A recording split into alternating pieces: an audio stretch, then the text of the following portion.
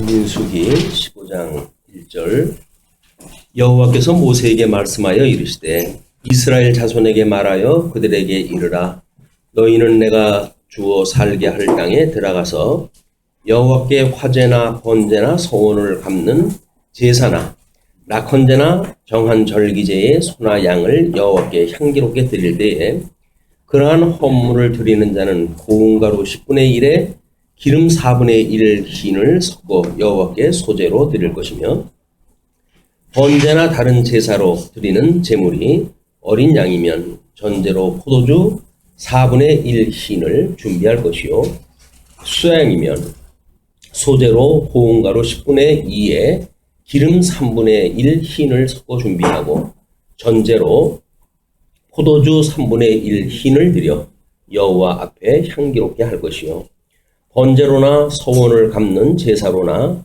화목제로 수송아지를 예비하여 여호와께 드릴 때에는 소제로 고운 가루 10분의 3 에바에 기름 반 흰을 섞어 그 수송아지와 함께 드리고 전제로 포도주 반 흰을 드려 여호와 앞에 향기로운 화제를 삼을지니라.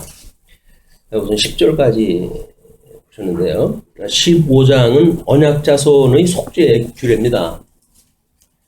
14장까지 내용이 지금 이스라엘 백성들이 정탐에 있어서 가데스바네아의 그런 그 원망 사건이 있고 정탐에 대한 불순종의 그 보고가 있은 뒤에 세월이 많이 흘렀습니다. 세월이 많이 흘렀고 16장 보게 되면 고라 일당의 반역으로 해가지고 광야 생활 끝자락에 있는 그런 그 범죄 현상이 나와요.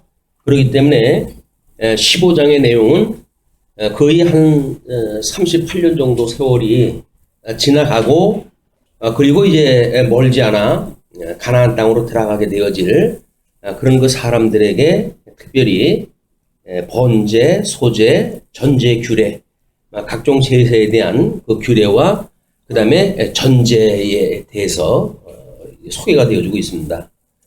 여기서 나오는 거는 우리 레위기 1장서부터 7장까지 내어져 있는 그런 그 내용에 중복되어진 그런 그 부분도 없지 않아 있어요. 다만 세월이 그 정도 흘렀다고 한다면 레위기의 그 사항은 출애굽했던 사람들이 들었던 이야기고 연 38년 정도 만약에 세월이 갔다고 한다면 거의 세대 교체가 되어진 뒤에 다시 그 번제, 소제, 전제에 대한 규례를 소개한 것으로 이제 이해가 되어집니다. 특별히 거기서 소제로 드려지는 고운 가루라든지 이런 그 포도주, 기름 이런 것들은 가나안에서 소출되어지는 그런 걸 통해 가지고 드려지는 제물로 다시 이야기가 된 걸로 보았을 때 이제 약속의 땅으로 갔을 때 어떻게 절기를 지켜가지고 기억을 하는가라는 것을 교육시키는데 더욱 큰 의미가 있다고 보여집니다. 그래서 일단 그 헌물로 드리는 거기에 화제가 나오고 번제가 나오고 서원을 갚는 낙헌제가 나오게 되어지고 절기 때 드리는 절기제로 해서 명칭이 다르게 설명이 되어지기도 해요. 그리고 특별히 하나님 앞에 드릴 때에 그런 걸 어떻게 기쁜 마음으로 드리는가에 대한 자원에 대한 이것이 강조가 되어져 있는 것이 특징이기도 합니다. 물론 성전에 성막을 지을 때 여러 가지 도구도 자원하는 마음으로 그들이 하나님 앞에 드렸고 그렇게 되어졌을 때 재물이 넘쳐나가지고 더 이상 가져오지 말라고 할 정도로 그들의 그 자원제가 넘쳤던 장면을 우리가 기억을 합니다.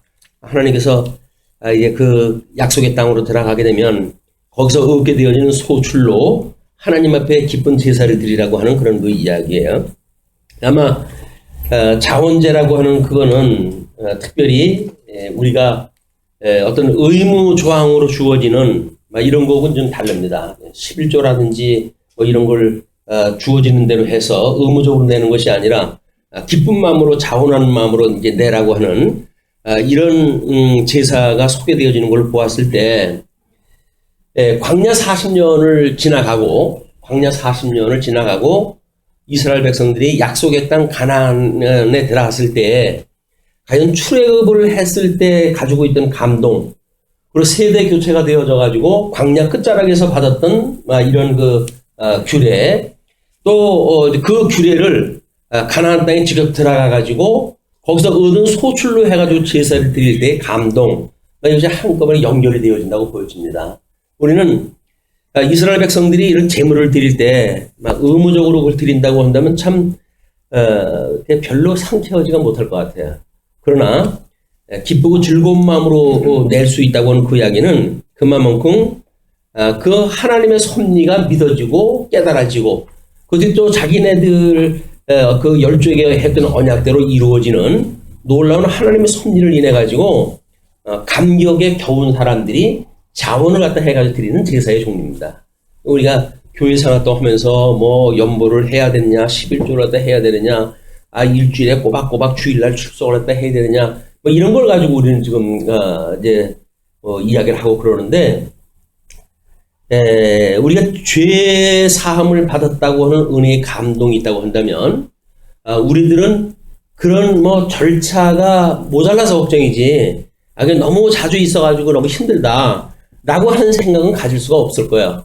그런 생각을 갖는다고 한다면 우리가 나름대로 하나님께 받았던 은혜의 어떤 감격을 점검을 할 필요가 있습니다. 우리가 그런 그 일들이. 그래서 뭐 말씀을 우리가 제대로 모르는데도 불구하고 교회가 좋고, 말씀을 듣는데도 말씀이 무슨 내용인지 잘 모르는데도 불구하고 말씀 듣는 게 좋고, 그래가지고 공부를 보통 어린 시절에 하거든요. 이거는 하나님께서 주시는 은혜가 아니면 힘듭니다. 젊어서부터 늙고 가지고 평생 예수를 믿는데, 예수를 믿는 사람들이 하나님 말씀 아마 평생 공부를 갖다 했으니까 그 내용으로 해가지고는 다들 알고 계시거든요. 근데 설교를 갖다 한다는데 했을 때 과연 뭘 들을까요? 그것이 어떤 윤리적으로 해서 하나님이 기뻐하시는 뜻은 이렇습니다, 저렇습니다 라고 하는 어떤 윤리를 설명하는데도 불구하고 사람들은 그게 감사한 거예요. 근데 우리는 한 발 더 나가가지고 하나님이 기뻐하시는 뜻이 무엇이고 하나님이 하시는 섭리가 무엇이고 라고 하는 걸 공부를 하니까 하나님의 그 어떤 기뻐하시는 뜻을 우리가 직접 좀 확인하는 일들 아닙니까? 우리 생전에 부모님들한테도 부모님이 과연 좋아했던 거를 내가 어떻게 함께 했던가라고 하는 거를 생각을 할 기회들이 아마 있을지도 몰라요. 우리 결혼을 갖다 하고 자기 살림에 매달려 보게 되면 자기를 낳아주고 길러준 부모님의 생각보다는 여전히 자기의 손이 미쳐야 되는 자녀들한테 생각이 미치는 것이 오전에도 이야기를 했지만 내리사랑의 특징 아닙니까? 내리사랑의 특징. 그런 그 사랑을 하면서 살아가다 보게 되면 부모님의 사랑이라든지 이런 거를 까맣게 잊어버릴 수가 있어요. 근데 어느 날 문득 맛있는 걸 드실 때 우리 어머니가 우리 아버지가 이걸 참 맛있어 하셨는데 이런 생각이 한번 든다고 한다면 우리는 철이 들기 시작을 하는 것 같습니다. 텔레비전 채널을 돌리다가 어디 좋은 여행지에 대한 것이 나왔는데 아직도 내 사랑하는 애들하고 그 여행을 가야지라고 하는 생각이 머물른다고 한다면 여전히 우리는 자식을 키워야 될 시간들이 많이 남은 거예요. 어린 자식들 때문에. 그러나 어느 날 문득 우리 부모님은 이렇게 좋은 여행지에 한 번 간 적이 없는데 라는 생각이 들게 되면 제법 이제 자녀들은 내 손을 떠났고 이제 그 뒤에 지나간 시간들을 돌아보는 그런 그 시간들이 되지 않을까. 그래서 대충은 여자나이 49세를 어떤 변환기로 이제 이렇게들 이야기를 하고 있는데 그때에 과연 우리가 사랑하는 사람들하고 얼마나 함께 공유하면서 살았는지 이런 걸 생각하는 것이 철드는 사람들의 생각이라고 보여집니다. 평생 그렇게 살아왔으면서도 우리 엄마가 뭐 좋아하는지, 우리 아버지가 뭐 좋아하는지 전혀 생각도 없고 기억도 안 나고 이렇다고 한다면 한 번쯤 우리가 반성하다 해봐야 될 일이라고 보여져요. 내 새끼가 좋아하는 건 뭐 우리 다 잘 알죠. 우리 막내는 이걸 좋아하고 뭐 우리 큰아들은 이걸 좋아하고 이렇게 이야기도 하는데 우리 부모님이 좋아했던 거는 새까맣게 잊어버리고 우리가 살아가는 것이 우리 인륜 지사의 보편적인 현상인 것 같아요. 그런데 과거에 그런 하나님의 은혜에 출애굽에 되어졌던 그런 그 은혜 이런 거를 깨닫고 그 다음에 그들의 그 불충한 그런 그 과정을 통해 가지고 세대 교체가 되어져서 우리 그 앞대가 하나님의 저주 아래 가지고 다 세대 교체가 되어지고 그러면 나이를 먹어가지고 그 세대 제일 어른 세대가 되어진 거예요 이제. 그 20세에서 뭐 미만의 출애굽했던 사람들이 그 나이가 되어져 가지고 그렇게 됐을 때 모세는 그 부모들이 어떠한 은혜를 그들이 깨달았고 그럼에도 불구하고 어떻게 불순종을 했고 그 불순종으로 인해 가지고 하나님 앞에 어떤 저주를 받았고 그걸로 세대 교체가 되어진 총체적인 거를 다시 한번 생각을 하게 하는 그런 그 규례가 아닌가 싶습니다. 우리가 이런 그 규례가 막연하게 그렇게 되어지는 것이 아니라 철들고 세대 교체가 되어져서 더욱 하나님의 은혜를 깨달은 사람들이 기쁘고 즐거운 마음으로 기꺼이 드리는 이런 그 규례가 지금 15장 1절서부터 16절까지 소개가 되어지는 그런 그 내용으로 소개가 되어져 있습니다. 자, 그러면 11절에 이제 계속해서 이렇게 이야기됩니다. 수송아지나 수양이나 어린 수양이나 어린 염소에는 그 마리수마다 위와 같이 행하되 너희가 준비하는 수요를 따라 각기 수요에 맞게 하라. 비례를 맞춰가지고 전제문에 대한 걸 준비를 하라는 거죠. 누구든지 본토 소생이 여호와께 향기로운 화제를 드릴 때에는 이 법대로 할 것이요. 너희 중에 거류하는 타국인이나 너희 중에 대대로 있을 자나 누구든지 여호와께 향기로운 화제를 드릴 때에는 너희가 하는 대로 그도 그리할 것이라. 회중 곧 너희에게나 거류하는 타국인에게나 같은 율례이니 너희의 대대로 영원한 율례라.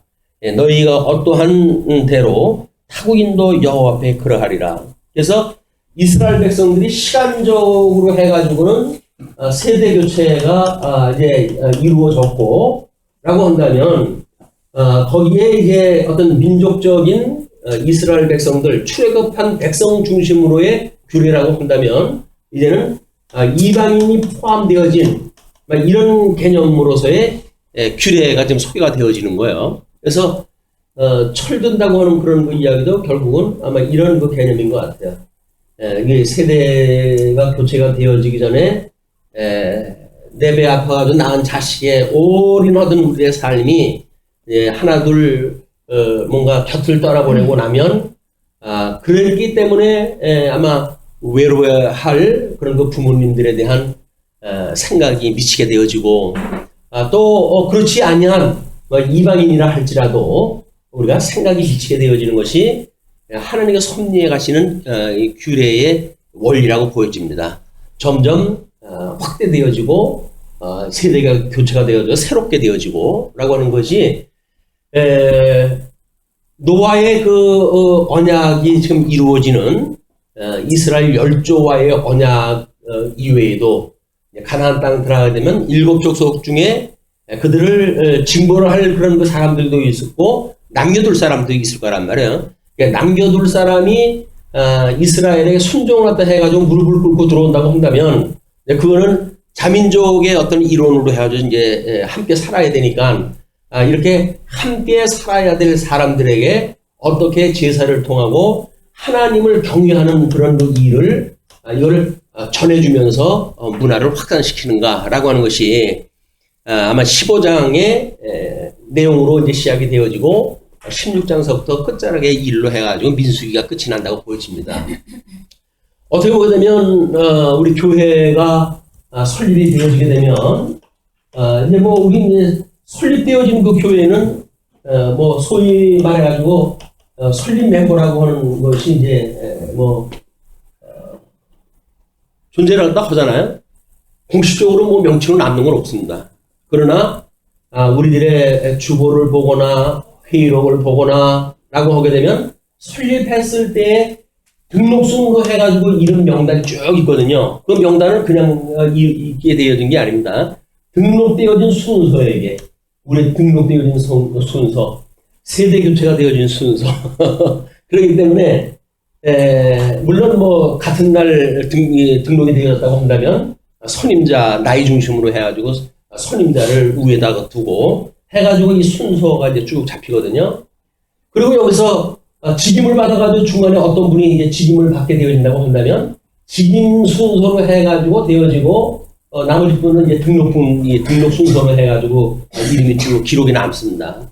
우리는 기도 순서라든지 그런 걸 봐도 이분은 설립을 갖다 했을 때 이렇게 수고를 갖다 했던 분이로구나 라고 하는 것이 다 뭐 알게끔 되어져 있어요. 지금 뭐 소수가 되어져 가지고 뭐 그렇게 잘 알 수 있는 입장이지만 성도가 더 많아지고 그러면 누가 설립 멤버고 이 교회가 있기까지 얼마나 사랑의 수고를 갖다 했고 라고 하는 걸 생각할 수가 없어요. 이것이 출애굽했던 이스라엘 백성들이 가지고 있는 똑같은 그런 심령일 겁니다. 그래서 나름대로 우리 이제 설립 멤버에 의해 가지고 많은 사람들이 세대가 교체가 되어지고 그리고 지임자도 이제 뭐 어떤 그런 순서가 바뀌어지고 이렇게 했을 때 이런 걸 기억을 갖다 할 수 있는 그것이 막 교회에 남은 사람들이 또 해갈 일이라고 보여져요. 우리 주님의 몸된 교회를 주님께서 세워가시는 일이지만 우리들의 어떠한 그런 구성원을 통해 가지고 어떤 사랑의 수고를 통해 가지고 진리가 보존되어지고 전승되어져 왔는지 뭐 아까도 잠시 사진들을 돌려보시면서 과거를 추억하고 그러시는데 맞습니다. 우리들하고 하는 거는 사실은 이게 전부 실제 있었던 일들이 아니라 우리들의 마음속에 남아져 있는 것들이에요. 그걸 행정적으로 뭐 서류에 남겨놨지만 우리들의 마음속에 있는 거고 과거는 다 지나갔어요. 하나님께서 섭리하셨던 그 과거의 일들은 다 지나갔어요.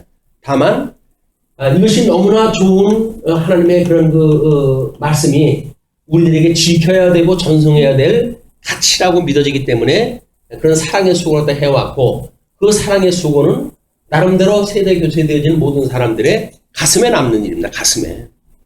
그 가슴에 남는 것이 주님의 몸된 교회에 뭐 어떻게 보면 주님의 몸된 교회가 천상교회로 되어진다고 한다면 이 지상교회에서 살아가는 사람들은 어떤 믿음이라고 하는 공간 속에서 이거를 소화하며 살아가는 거 아니겠어요? 이것이 우리 마음에 이제 새긴다는 이야기예요. 마음에 두고. 그리고 우리 이제 하나님 나라, 이거는 이제 우리 영적 부분이라고 봤을 때 하나님 나라의 영원한 하나님 나라를 소망을 가지고 살아갔던 우리들의 믿음의 세계가 우리들의 마음에 있게 되어진다. 그래서 인격적으로 봤을 적에 우리가 육이라고 하는 이 흙으로 하나님이 사람을 빚어 만드시고 이 흙으로 만드시고 코에 생기를 불어넣었다고 이렇게 이야기를 했어요. 그래서 이걸 영이라고 부르고 이걸 육이라고 이렇게 이야기가 하는데 이걸 마음이라고 이렇게 이야기가 됐죠. 마음. 이 마음이라고 하는 것이 우리 육신으로 가지고 있던 경험의 세계, 경험이라고 하는 시간 세계가 끝나게 된다고 할지라도 이 마음에 있는 건 그대로 남아요. 그리고 이 마음에 있는 것이 육신의 장막이 만약에 벗어진다고 한다면 그다음에는 신령한 몸으로 가지고 있는 우리들에게 그 마음이 있는 겁니다. 마음은 영원히 우리한테 존재하다 하죠. 이 마음이. 그래서 우리한테 마음이 있다라고 하는 그런 그 이야기는 신앙생활 때 해갔을 때 매우 중요한 덕목이라고 보여집니다. 과연 상실했던 마음이 하나님 앞에 회복이 되어졌고 상실한 마음이 하나님 앞에 회복이 되어졌고 그리고 하나님의 말씀을 깨달아가면서 내 이웃을 내 몸과 같이 사랑하라고 했던 예수 그리스도의 그 새 계명이 우리의 공동체를 통해서 이것이 이루어지고 있단 말이에요. 그 이루어지고 있는 것이 진리와 함께 기뻐했던 사람들의 이야기입니다. 진리와 함께 기뻐하지 않는다고 한다면 아무런 의미가 없어요. 뭐 우리 쉬는 시간에 잠깐 지자님이 그런 말씀을 하시는데 참 우리 교회처럼 이렇게 마음을 합해가지고 살아가는 교회가 보기 드문 것 같다고 당신께서 뭐 서울 어느 교회를 갔다 갔더니 사람들이 너무 많으니까 인사할 수가 없잖아요. 그러니까 옆에 사람한테 인사 나누시오 그러면 안녕하세요. 안녕하세요. 그래가지고 인사 나누는 걸로 끝이 나는 거예요. 거기는 사실 교제라고 하는 게 의미가 없습니다. 교제라고 하는 그 이야기는 마음을 주고받을 수가 있어야 교제지. 뭐 마음도 없이 그냥 뭐 언제 갔는지도 모르고 일부 예배 참석하는 사람은 뭐 3부 예배 오는 사람은 얼굴도 모르고 이렇게 하면서 우리가 교회를 대형화 만들어가고 세속에서 제일 좋은 곳이 많은 거니까 큰 거니까 강한 거니까 주님의 몸된 교회가 마치 그런 것처럼 생각이 들어가지고 만물이지마 되어져가고 세속화되어지는 이런 그 교회의 안타까움이 있습니다. 예, 뭐 우리가 개척교회니까 이런 말씀을 드릴 수 있는지 몰라요, 이게. 우리도 숫자가 많아져가지고 어느 날 뭐 1000명이 모였네, 2000명이 모였네 그러면, 이 강단에서 이런 말을 갖다 하게 되면, 별로 인기가 없습니다. 저 사람 뭔 얘기냐? 내보내라. 이렇게 이야기 될지 몰라요. 함께 사랑의 속으로 해왔고 의미가 뭔지를 아는 사람들이니까 이런 그 이야기를 공감을 갖다 할 수가 있는 거죠. 이 마음의 이 공감이라고 하는 이것은 이렇게 하나님하고 회복되어지면 회복되어진 대로 하나님의 얼굴을 마주보는 것과 같은 상태가 우리의 마음 상태 아니에요. 이게 신행의 원리로 이제 마태복음에서 마태는 기록을 다 하고 있는데 하나님 앞에 산다고 하는 것이 뭐냐? 그것이 하나님 앞에서 우리의 마음을 다해가지고 섬기는 거란 말이에요. 목숨을 다하고 마음을 다하고 뜻을 다하여 하나님을 섬기라라고 이야기했는데 이것이 마음을 다한다라고는 상실한 마음이 회복되지 않으면 있을 수 없는 일들이에요. 그러니까 말씀을 통해서 끊임없이 우리가 이 말씀에 대하여 우리 자기 부정이 일어나고 너를 부인하고 나를 따르라고 이야기를 했으니까 자기 부정이 일어나고 오직 하나님의 뜻이 지금 이루어졌다고 하는 사실을 인정하고 이것이 하나님의 영광 계시를 갖다 우리가 찬송하는 거 아니에요. 이거는 아멘으로 받아들인다는 거죠. 아멘, 아멘, 할렐루야라고 하는 그 이야기는 하나님이 이렇게 하셨습니다 라고 하는 고백하는 일이거든요. 우리 주님의 몸된 교회를 섬기는 우리들의 행정의 일반도 마찬가지입니다. 이게 우리가 기록에 남기고 하는 그런 거는 우리 때인데 뭐 다 알고 있는데 기록할 거 뭐가 있어요. 근데 다음 세대에게 얼마나 우리가 이런 아름다운 길을 걸었는지 이걸 소개를 다 해줘야죠. 진리는 진리대로 소개를 다 해주지만 그렇게 믿는 것과 아는 것이 함께 되어진 사람들이 어떻게 우리가 마음을 나누면서 살았는지 또는 우리가 어떻게 행정을 통해 가지고 함께 이 가치를 위해서 실현했는지 이런 것이 우리 교회의 행정의 원리라고 보여져요. 민수기를 통해 가지고 이제 우리 교회 광야 교회니까 이 광야 교회의 모든 그 일반 교회 행정에 대한 거를 설명을 드린다고 약속이 됐었는데 이제 벌써 3개월이 지나가고 있어요. 3개월이 지나가고 있고 그리고 38년으로 해가지고 저쪽에서 넘어온 세대들은 이미 다 갔고 그리고 이제 세대 교체되어진 사람들에게 새롭게 상기시키는 율례, 규례와 함께 이제 또 그들이 미처 몰랐던 가나안 땅에 들어가게 되면 함께 해야 될 이런 이방인들까지 합해져 있는 이런 그 말씀으로 해가지고 소개가 되어진다는 것은 나름대로 우리의 어떤 비전으로 보여지는 것 같습니다. 우리가 앞으로 어떻게 내다보고 살아갈 것인가, 교회 행정을 어떻게 해가야 될 것인가 라고 하는 원리가 여기 있지 않을까 보여집니다. 자, 그러면, 16절, 이제 끝절에 너희에게나 너희 중에 거류하는 타국인에게나 같은 법도 같은 규례이니라. 같은 것, 동일한 규례와 동일한 법도로 이걸 또 한다는 거예요. 이 규례와 법도라고 하는 그 이야기는, 우리 율법의 구성이, 율법은, 계명과, 그 다음에 율례와, 그 다음에 규례와, 그 다음에 법도로 되어져 있다고 우리가 이렇게 구분을 했어요. 계명, 율례, 규례, 법도인데 지금 여기서는 규례에 대한 이야기들만 지금 소개가 되어집니다.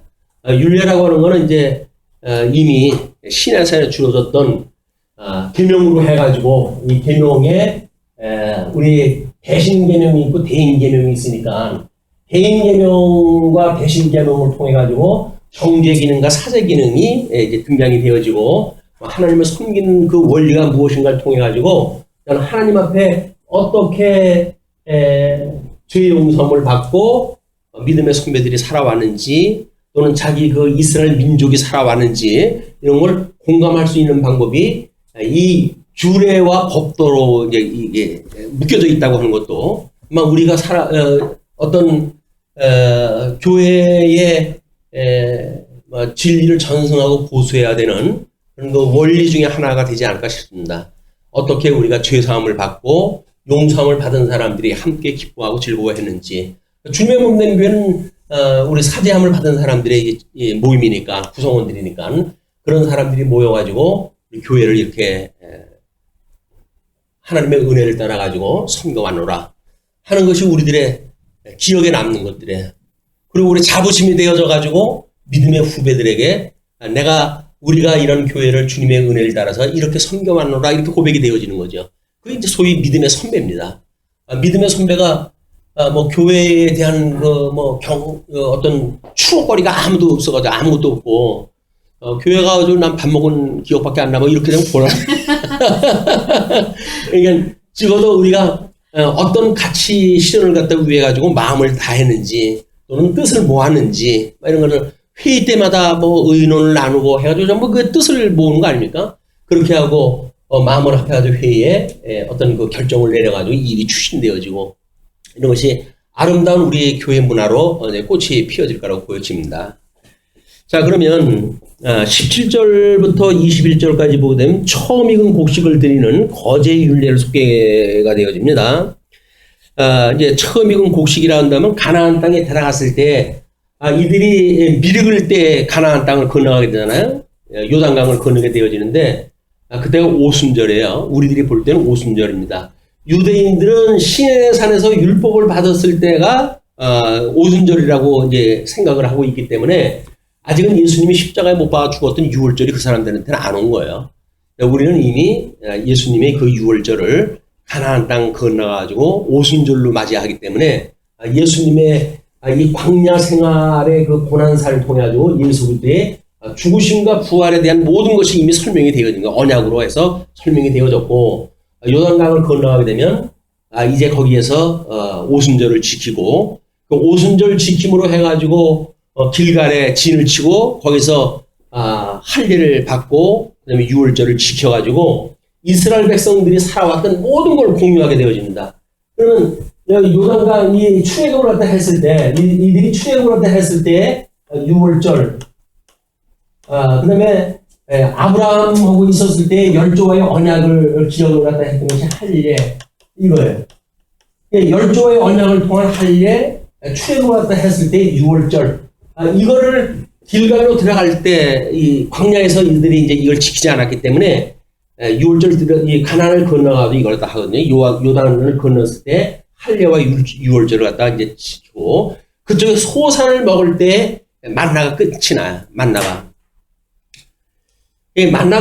이제 끝이 나는데 오늘 교회학교 아이들한테 그걸 물어봤는데 만나는 매일 아침에 가면은 걷어 먹을 수가 있는 거 아니에요? 매일 아침 가면 돼. 그러면 머리 터지게 경쟁을 할 이유가 있을까요? 많이 거두나 적게 거두나 하루 먹을 거가 나와요. 그리고 근데 만약에 옆집에 어떤 가장이 아파가지고 거두는 걸 못 거뒀다라고 했을 때 그 집에 와가지고 아유 우리 아빠가 아파가지고 만나를 못 거뒀어요. 당신이 있는 거 좀 나눠 먹으면 좋겠어요. 라고 부탁을 했을 때 내가 집에 가면 또 나와요. 그런데 우리 저녁 먹을 거가 돼서 안 돼. 나보다 박정희가 아마 거절하지 않을 것 같아요. 이게 하나님께로부터 말미암은 우리 이 세대 교체를 통해 가지고 이들이 경험을 했던 거는 하나님의 먹거리가 위로부터 내려온다는 거예요. 이 은혜로. 애굽에서 있었을 때는 철저하게 이걸 땅에서 나는 걸 얻어먹은 사람들 아닙니까? 그것도 아주 심한 노동을 갖다 해가지고 노동의 대가로 해가지고 먹거리 갖다 얻었는데 광야 40년 동안 전부 하늘로부터 떨어지는 만나를 먹고 살았어요.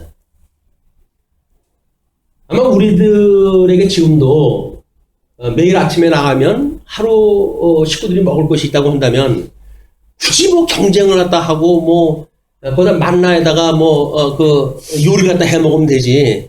그 만나에다가 특별히 조미료 더 넣으려고 해가지고 땀을 더 흘리고 그럴 사람 없을 거야. 그냥 볶아 먹거나 뭐 쪄 먹거나 그 맛이니까 그리고 그걸 먹자. 식문화로 해가지고 자리 잡았다고 한다면 굳이 거기에다가 특이한 맛을 더 첨가시키고 해가지고 그래서 치즈가 들어가야 맛있지. 뭐 이렇게 해가지고 쪄 먹는데 이왕이면 피자처럼 좀 치즈가 있는 그 만나 떡을 갖다 해 먹자. 뭐 이런 그 요구가 있었는지 모르겠지만 그런 내용은 전혀 없어요. 예, 하늘에서 내려온 만나를 먹었을 때 사람들은 가장 평온하고 그 은혜의 그런 그 시절을 살았다고 보여집니다. 물론 고기 먹고 싶다고 또 아우성 칠 때도 있었죠. 그런데도 불구하고 그들은 끊임없이 하늘에서 내려오는 만나를 먹고 살았다. 우리 예수님이 이제 우리 주님의 교회를 섬기는 우리들에게도 일용할 양식을 우리한테 주셔요. 일용할 양식을. 이 일용할 양식을 이야기할 때 일용할 거라고 하니까 분명히 먹거리도 포함되어져 있을 거 아니냐 뭐 이렇게 이야기하다 하고 그러는데 그 뒤에 산상수훈에서 이 기도를 가르쳐 주시고 그 뒤에 먹을 거 자꾸 달라고 그러는 건 이방인들이나 구하는 거야. 이렇게 하나님께서 규정을 갖다 짓거든요. 그냥 먹거리 달라고 하는 것이 주기도에 들어갔다는 이야기는 말이 안 돼요. 논리적으로 말이 안 됩니다. 그렇기 때문에 이 일용할 양식은 하늘로부터 오는 하나님의 말씀이에요. 하나님의 말씀. 이 말씀은 아버지의 뜻이 하늘에서 이루어진 것처럼 이 땅에서 이루어지는 것에 대한 계시의 말씀입니다. 계시의 말씀. 우리는 우리 이제 주님의 몸된 교회에 생활도 한다는 이야기는 끊임없이 일용할 양식을 구해야 돼요. 일용할 양식을. 그 일용할 양식은 하나님의 말씀이에요. 우리가 오전 오후 1시간씩 강론을 뭐 듣고 성경을 강의를 갖다 하고 또는 해독하고 이런 그 문제는 하나님의 이 말씀이 과연 무엇인가에 대한 이야기입니다. 우리가 이걸 먹어야 삶의 의미가 있거든요. 삶의 의미라고 하는 것은 말씀을 통해서 만들어지는 일이기 때문에 그렇습니다. 우리 믿음의 마음에 하나님의 말씀을 심고 그 말씀을 가지고 하루하루를 살아간다는 이야기는 우리 삶에 하나님을 영화롭게 하는 본분에 대한 문제의 본분. 하나님을 우리가 어떻게 섬기는가에 대한 인간의 본분에 대한 문제다.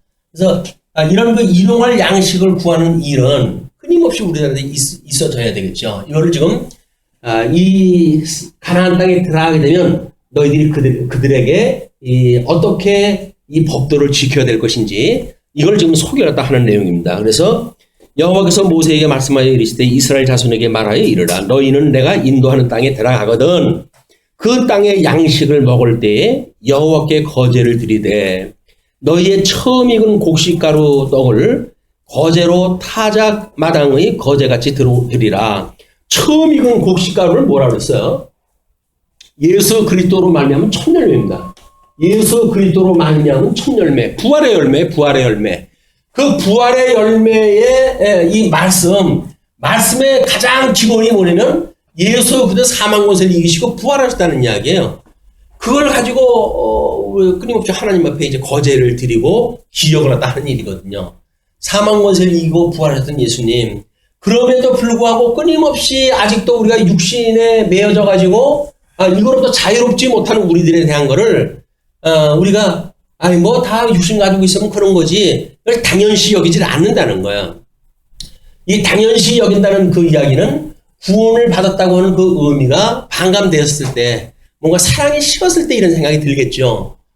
이게 그 뒤에 나오는 안식일을 갖다가 지키지 않았을 때 돌로 쳐 죽이는 극단적인 처방 문제가 막 나오고 그러거든요.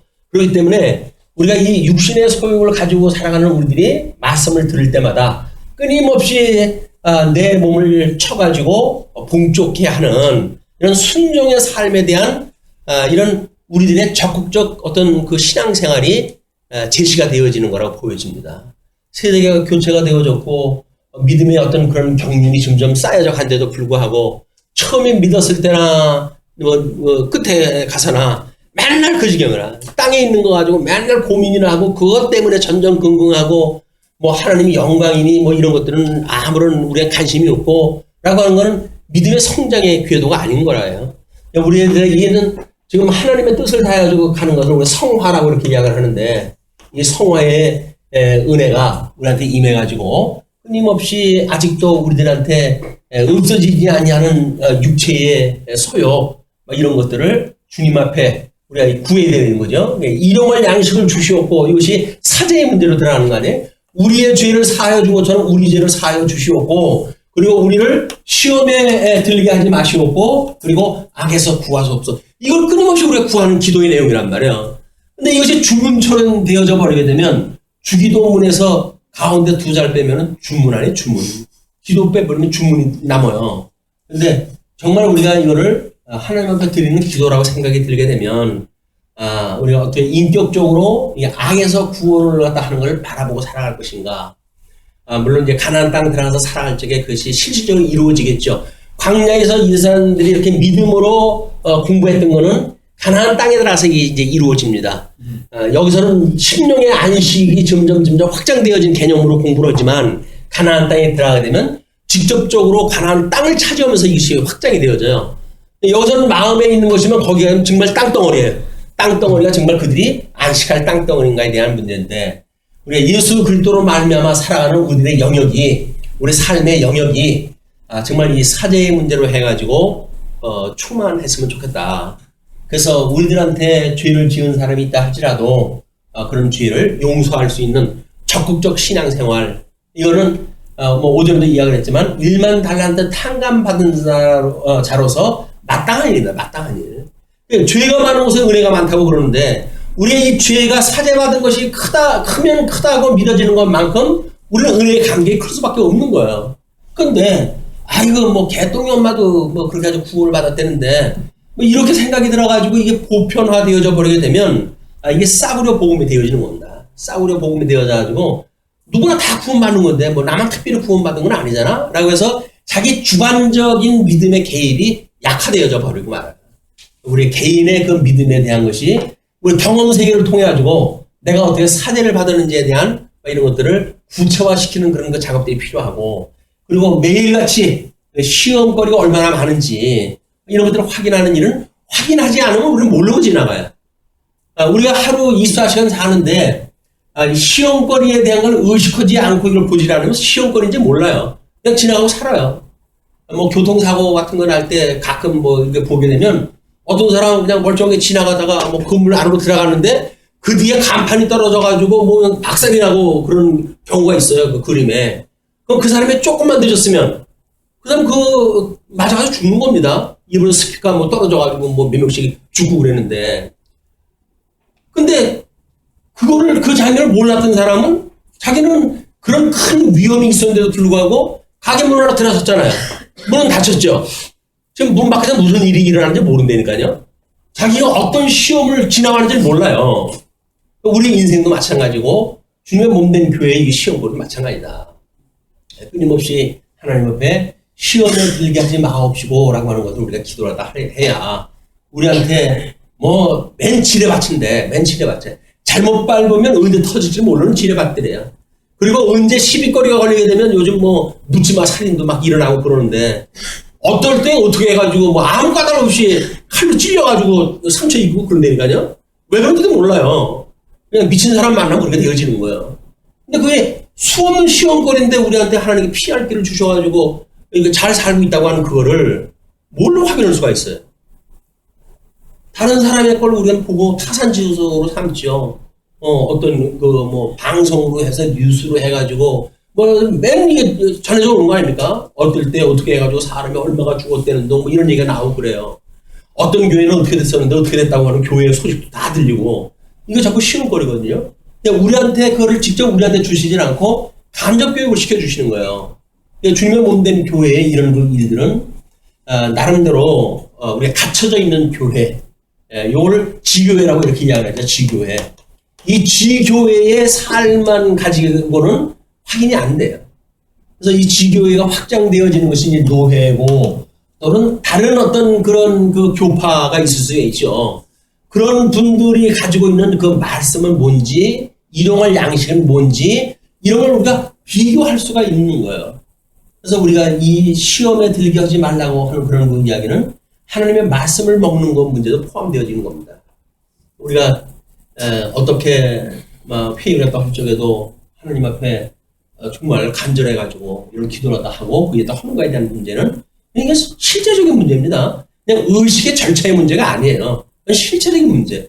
하나님이 그렇게 만사를 섭리하시는 분이라고 믿어지기 때문에 그분한테 하나님 기뻐하신 뜻이 뭐죠? 말씀을 사모하고 그리고 기도하고 그리고 회의문을 하다 진행하다 하는 거거든요. 이 노회라든지 총회가 있게 되어지게 되면 거기엔 이제 제일 먼저 1부 예배가 있게 되어지고 2부에 성찬이 꼭 베풀어집니다. 왜 그럴까요? 성찬, 이 살은 이 떡은 나의 살이요, 이 포도주는 나의 피요, 라고 이제 그걸 선포를 하다 하고 그리고 그걸 배병을 하다 하고 회의를 하다 하잖아요. 근데 회의하고 10분도 안 지나가지고 삿대질 나오고 욕 나오고 맡겨요.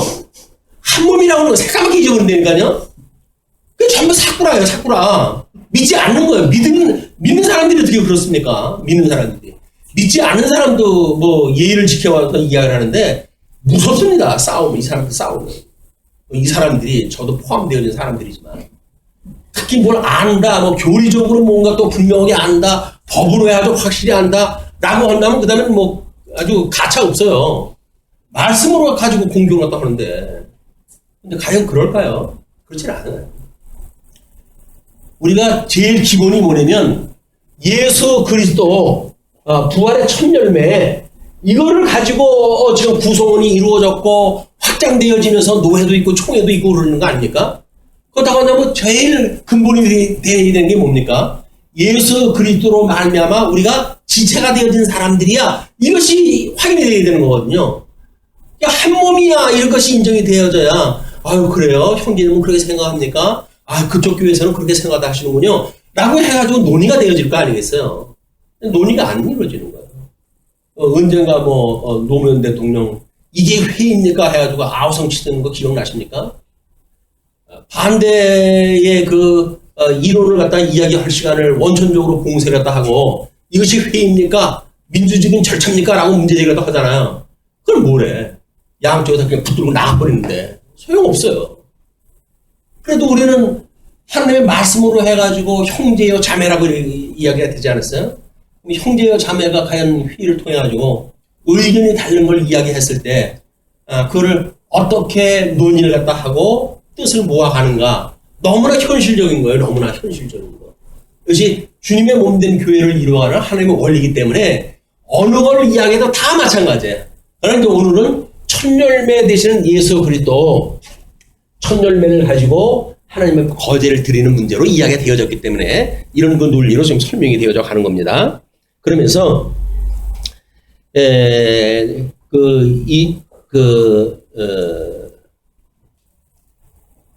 20절 너희의 처음 익은 곡식가루 떡을 거제로 타작마당에 거제같이 들어드리라. 너희의 처음 익은 곡식가루 떡을 대대에 여호와께 거제로 드릴지니라. 그리고 22절서부터 26절까지 부지 중에 회중이 지은 죄를 속하는 제사를 이야기를 합니다. 너희가 그릇 범죄하여 여호와가 모세에게 말씀하신 이 모든 명령을 지키지 못하되 곧 여호와께서 모세를 통하여 너희에게 명령한 모든 것을 여호와께서 명령한 날 이후부터 너희 대대에 지키지 못하여 회중이 부지 중에 범죄하였거든 온 회중은 수송아지 한 마리를 여호와께 향기로운 화제로 드리고 규례대로 소제와 전제를 드리고 수염소 한 마리를 속죄제로 드릴 것이라. 제사장이 이스라엘 자손의 온 회중을 위하여 속죄하면 그들이 사함을 받으리니 이는 그가 부지 중에 범죄함이며 또 부지 중에 범죄함으로 말미암아 헌물 곧 화제와 속죄제를 여호와께 드렸습니다. 그래서 부지 중에 대한 거는 그런 절차를 따라 가지고 제사를 드리게 되면 죄 사함을 받는다는 이야기죠. 그런데 26절 이스라엘 자손의 온 회중과 그들 중에 거류하는 타국인도 사함을 받을 것은 온 백성이 부지 중에 범죄하였습니다. 그래서 이제 그 온 회중이 거류하는 그 이방인까지도 함께 사죄함을 받는 그런 그 일이 소개가 되어진 뒤에 27절부터 31절까지는 부지 중에 개인이 지은 죄를 속하는 제사예요.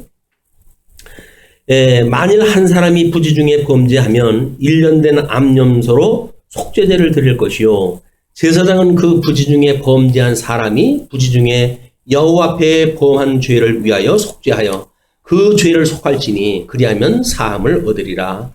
이스라엘 자손 중 본토 소생이든지 그들 중에 거류하는 타국인이든지 누구든 부지 중에 범죄한 자에 대한 법이 동일하거니와 본토인이든지 타국인이든지 고의로 무엇을 범하면 누구나 여호와를 비방하는 자니 그는 백성 중에서 끊어질 것이라. 그래서 지금 31절까지 부유중에 했고 지금 그 거주지에 살고 있는 사람들이 하나님 앞에 고의로 무엇을 범하게 되면 백성 중에서 끊어질 걸 이야기를 합니다. 그런 사람은 여호와의 말씀을 멸시하고 그의 명령을 파괴하였은즉 그의 죄악이 자기에게로 돌아가서 완전히 끊어지리라. 그래서 사도 바울은 로마서에서 율법의 문제를 언급하려고 하면서 그럽니다. 율법은 우리들이 지켜서 의로 이루는 것이 아니다. 다만 우리가 죄인이라고 하는 걸 깨닫게 하시기 위해서 주신 율법이다. 그래서 죄가 많은 곳에 은혜가 많다. 그렇다고 해서 죄가 많은 곳에 은혜가 많다고 해가지고 그럼 우리가 죄를 더하랴? 라고 이야기한다 하잖아요.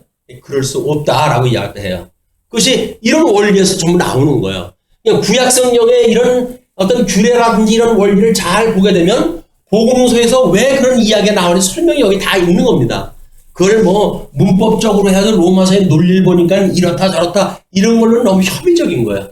성경 66권 전반에 걸쳐서 어떠한 그런 그 복음의 정신을 지금 이야기하고 있는가 라고 하는 걸 폭넓게 우리가 이해하지 않으면 겨우 문장 몇 장을 가지고 이 몇 구절을 가지고 진리를 따지고 시비를 갖다 걸고 그래요. 그러나 고의로 했다. 이미 출애굽을 갖다 해가지고 가나안 땅 들어간 사람들인데 고의로 만약에 죄를 갖다 범했다라고 하는 그 이야기는 뭡니까? 하나님을 우습게 여겼다는 거예요. 그래서 그들은 그 구성으로부터 끊어진다는 이야기입니다. 끊어진다. 뭐 예정되어졌으면 구원받는 거라고요? 예정되어진 사람은 그렇게 살질 않아요. 예정되어진 사람은 끝까지 주님께서 붙들어 주신다고 믿고 살아가기 때문에 중간에 그렇게 얼치로 믿지를 않습니다. 그걸 자기는 예정되어졌기 때문에 그렇게 살아도 뭐 문제가 없다는 이해하다 하는데 그건 예정론의 논리가 아니에요. 예정론이라고 하는 거는 구원의 전체가 아닙니까? 이미 그리스도 안에서 우리가 선택과 유기가 되어졌다고 한다면 그리스도 안에서 선택과 그리스도 바깥에서 유기가 이것이 예정되었다고 한다면 이 예정은 우리 모든 이성적 존재에 대한 거 아니겠어요? 이 이성적 존재의 예정이라고 하는 건 구원에 관한 이야기예요. 구원에 대한 이야기. 구원의 서정을 보게 되면 이 선택으로부터 해가지고 저 영화로 연결이 되어지는 거예요. 그 구원의 서정 10단계가 다 포함되어진 거라니까요. 거기에는 성화도 있고 견인도 있어요. 근데 그게 없이 예정되어졌기 때문에 우리는 죄를 져도 문제가 없다? 말이 안 되죠. 예정되어졌기 때문에 우리는 죄를 질 수가 없어요. 하나님께서 죄를 짓도록 주시진 않아요. 끊임없이 깨닫게 하시고 믿어지게 하시고 그래서 우리로 하여금 일용할 양식을 통해 가지고 사제를 갖다 빌게 하시고 시험에 들거지 말게 하시고 악에서 구원을 해달라고 하는 하나님의 뜻을 구하게 되어졌지 자기 육체의 기인을 위해 가지고 구원받았는데 이 정도 한다고 문제 있겠냐? 라고 해가지고 우정죄를 갖다 짓지는 않는다고요. 이 우정죄를 짓는 것이 이제 고의로 죄를 갖다 죄를 짓는 거니까 거기에서 이제 그 32절 서부터 36절 보게 되면 안식일을 범한 자의 투석형이 나와요. 얘는 이제 우정죄를 짓는 일이니까 이스라엘 자손이 광야에 거류할 때에 안식일에 어떤 사람이 나무하는 것을 발견한지라 이제 광야에 이제 있을 때의 이야기는 아직은 들어가서의 이야기가 아닙니다. 나무하는 것을 발견한지라 그 나무하는 자를 발견한 자들이 그를 모세와 아론과 온 회중 앞으로 끌어왔으나 어떻게 처치할는지 지시함을 받지 못한 고로 가두었더니 일단 옥에다 가두었어요. 구속수사에 들어가는 겁니다. 옥에다 가뒀어요. 그래놓고는 여호와께서 모세에게 이르시되 그 사람을 반드시 죽일지니 온 회중이 진영 밖에서 돌로 그를 칠지니라.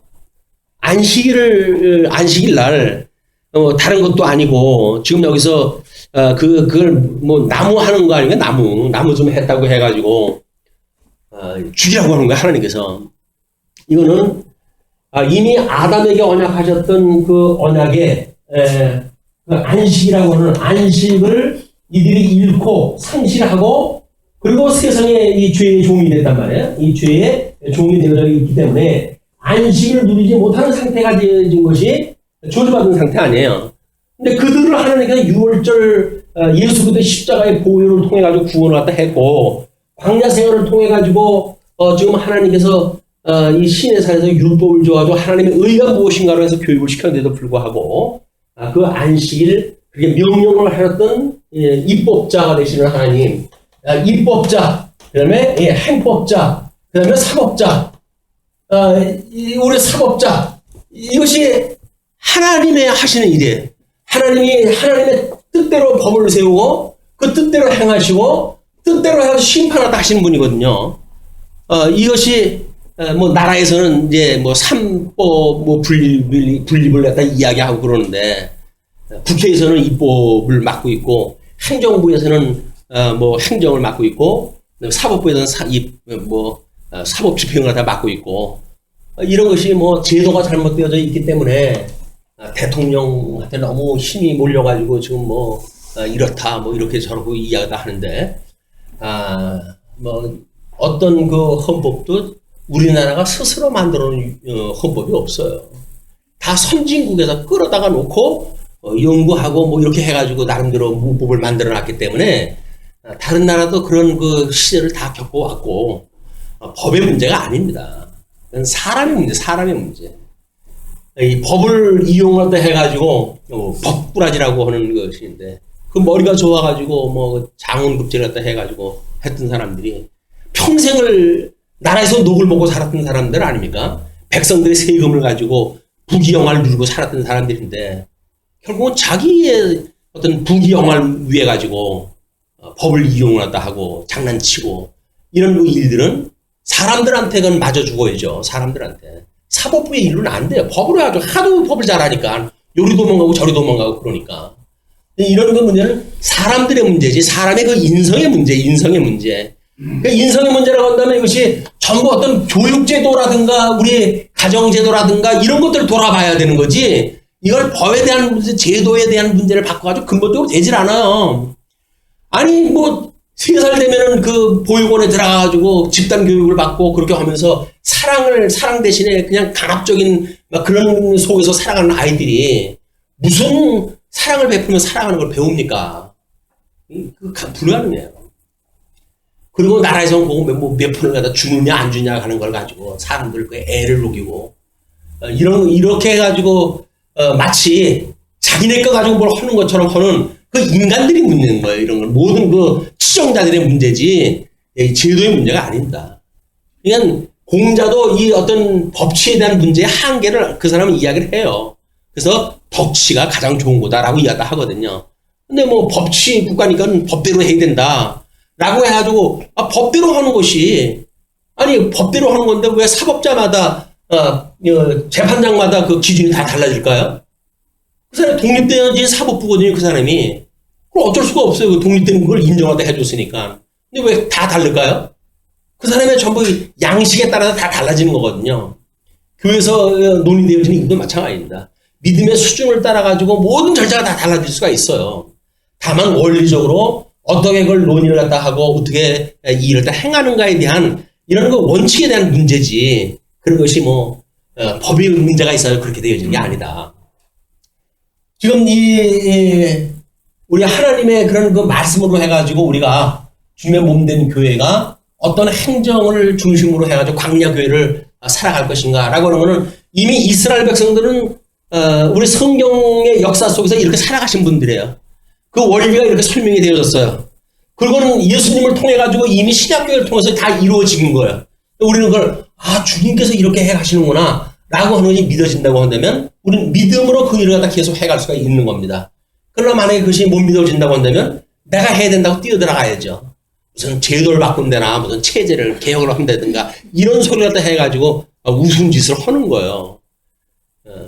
하나님께서 하신다고 하는 게 믿어지지 않는 사람들의 특징입니다. 그게. 자, 이렇게 하면서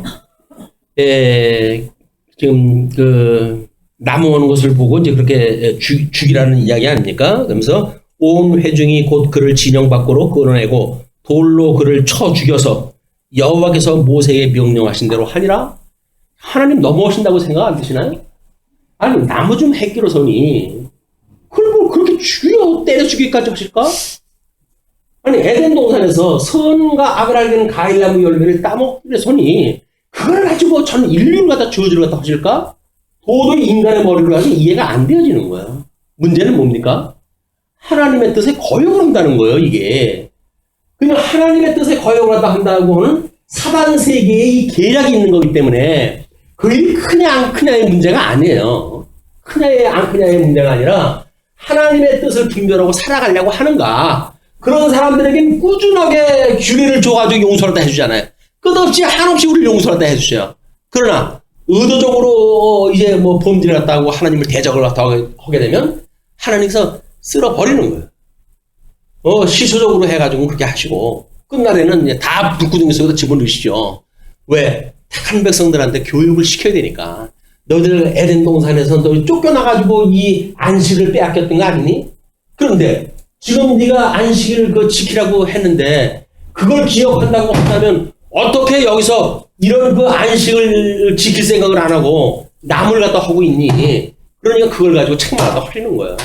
나무 했다고 하는 그런 그 문제가 본질의 문제가 아니라 하나님을 대적했다고 하는 데에 문제가 있고 하나님이 좋아하시는 뜻을 거역을 갖다 하는 일로부터 시작이 되어진다.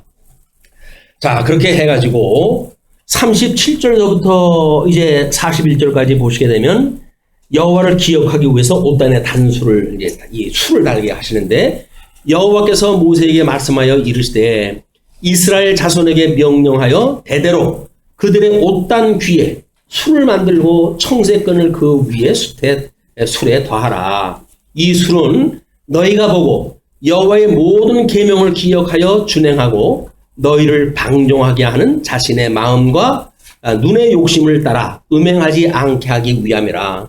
그리하여 너희가 내 계명 모든 계명을 기억하고 행하면 너희의 하나님 앞에 거룩하리라. 나는 너희와 너희의 하나님이라. 나는 너희의 하나님이 되려고 너희를 애굽 땅에서 인도하여 내었느니라.